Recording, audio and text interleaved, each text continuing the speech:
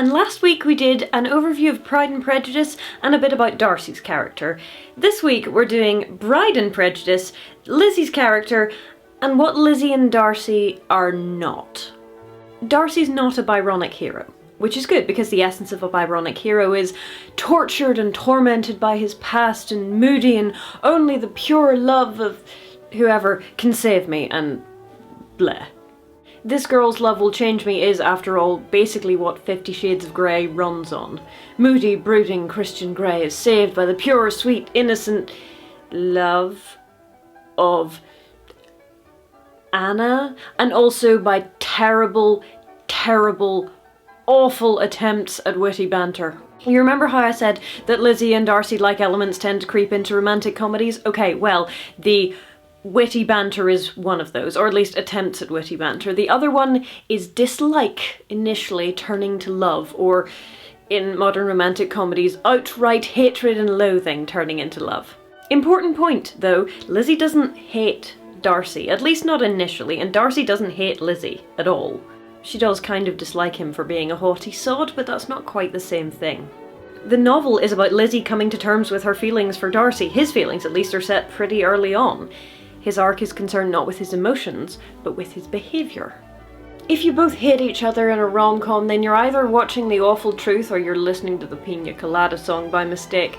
If one of you hates the other, then you may be watching Sweet Home Alabama. Side note, the conceit of that movie is stupid. In the state of Alabama, you don't need the permission of your spouse to get a divorce. You can just go to the judge directly. Also, if you're going to turn hate into love, you should at least make sure that both of your characters are, lovable? Maybe? Yeah. Anyway, other examples of initial dislike turning into love are Philadelphia Story, It Happened One Night, 27 Dresses, 10 Things I Hate About You, But I'm a Cheerleader, which does the same thing but with lesbians, Bridget Jones Diary, which we'll get to in a minute, Die Hard, of course, and Bride and Prejudice. Directed by Gurinder Chadha, who also directed Bend It Like Beckham, which, I love. Bride and Prejudice is Pride and Prejudice meets Bollywood. I know, right? You've got your stand-ins for Jane, Bingley, Caroline, Lydia, the embarrassing mother, the long-suffering father, Mr. Collins. Blech. Excellent job with him. Charlotte, Georgiana, and Johnny Wickham. There is also singing and dancing and that girl from Gilmore Girls and a chase scene through London. Unpopular opinion time. I like Bride and Prejudice, that is not an unpopular opinion. But are Lizzie and Darcy stand-ins? I wanted so much to like them because I like the rest of the film so much. Except for there are some really weird transitions, and there are a few montages where, well, they exist, but I'm not sure what their narrative purpose is. I don't know, maybe this is just like a Bollywood thing that I am misunderstanding and someone can let me know in the comments, but Lizzie and Darcy. Oh boy.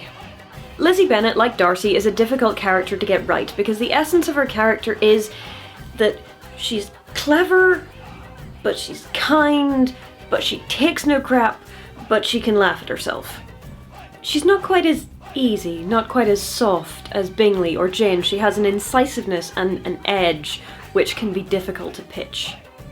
Jane is naive and sweet and thinks well of everyone. Caroline looks down on everyone. Lizzie is somewhere in the middle. Jane is naive. Caroline is mean. Lizzie is witty. And the thing is that Lalitha, our Lizzie stand-in, is a great Lizzie when Darcy is not around. With the women in her life, she is funny and arch and cheerful, and it's great. When he's there, she tends to swing from banter to active hostility, and it's a little jarring. I'm not going to argue that he doesn't deserve it on occasion, but it's still jarring. The best example of this is the pool scene, which is kind of equivalent to the Lizzie at Netherfield scenes. In the book it's more than one scene. Caroline is desperate for Darcy's attention, Darcy is busy writing a letter or reading, Lizzie's reading, so to get Darcy's attention, Caroline drags her up for a walk or into conversation, and on said walk, when Darcy declines to join them, she demands to know why, because is it not clear he's reading? Never mind. He, not being entirely humourless, decides to tease them just a little, very dryly, and he and Lizzie get into a minor battle of wits on the subject until she runs into the wall that is his pride. My good opinion once lost is lost forever. That is a failing indeed. But I cannot laugh at it. She cheerfully tells him that he is a grump who hates everyone, and he, a little bit stung, tells her that she is willfully misunderstanding him. And then if you're in the mini-series, heated gazes ensue. Lalitha is going fine with mostly cheerful teasing, but when Darcy says he's thinking of buying the hotel, she flips out and calls him an imperialist. Look, I'm not saying he's faultless here, he's condescending to the max, but she's hostile in a way that's anathema to Lizzie unless you personally hurt her. In the beginning, Lizzie doesn't give a flying fig about Darcy's opinions, and so even when he prods her, she remains relatively even-tempered. Lalitha, not so much. In the Lizzie Bennet diaries, Lizzie calls Darcy all manner of names, but she doesn't do it to his face. To his face she is reportedly standoffish, but she is at least reasonably polite. Of course, you're going to have to dial down the politeness if you're not doing a period drama, but still, a little bit is always good. Now, going back to Bride and Prejudice, which I do like, Lalitha and Darcy's interactions improve massively once they're actually supposed to be, you know, falling in love with each other, but at the beginning it's a little bit uncomfortable. And it doesn't help that I can't really get on board with the Darcy either. He's just not endearing to me. I mean, he's kind of frosty and he clearly fancies Lalitha, but I just don't get the sense of his underlying competence. I mean, he seems to be a workaholic, but he's just such a dork that I can't help but think, dang, how do you run your multi-million-dollar company without comedy misunderstandings every 5 minutes? Remember, frosty, but competent.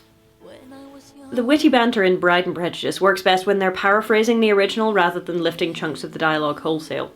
Witty banter is hard, which is why Bridget Jones Diary works for me as a Pride and Prejudice knockoff, because they just cut out the witty banter entirely and replace it with comedy pratfalls and swearing and, you know, occasional dry wit. Bridget Jones is not a Lizzie Bennet, but because she isn't supposed to be a Lizzie Bennet, that kind of works for me. And I'm convinced by Bridget's embarrassing mother and resigned father and the floppy-haired foppishness which is Hugh Grant as our Wickham stand-in, and of course, actual Colin Firth, Mr Darcying his way around the place. Because nobody does stares of repressed British longing quite like Colin Firth. But as far as reasonably faithful modern adaptations of Pride and Prejudice go, the Lizzie Bennet Diaries is just my favourite.